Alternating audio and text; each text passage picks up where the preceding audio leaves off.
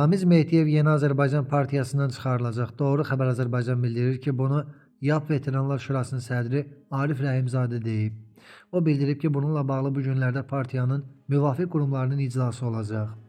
Ramiz Mehdiyev nə YAP-ın, nə də YAP Veteranlar Şurasının üzvü qala bilər.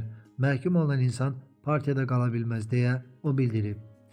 Qeyd edək ki, dünən Bakı şəhəri Səbail rayon məhkəməsi Mehdiyev Ramiz Ənvəroğlu barədə cinayət işi üzrə qərar qəbul edib.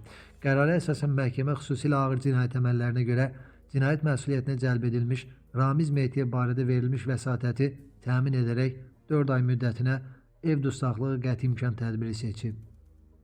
Mehdiyev Cinayət Məcəlləsinin 278.1 dövlət hakimiyyətini ələ keçirməyə yönələn əməllər, 274 dövlətə xəyanət və 193-1.3.2 cinayət yolu ilə əldə edilmiş əmlakı leqallaşdırma maddələri ilə ittiham olunur. Xatırladaq ki, Ramiz Mehdiyev 1995-2019-cu illərdə Prezident Administrasiyasının rəhbəri olub.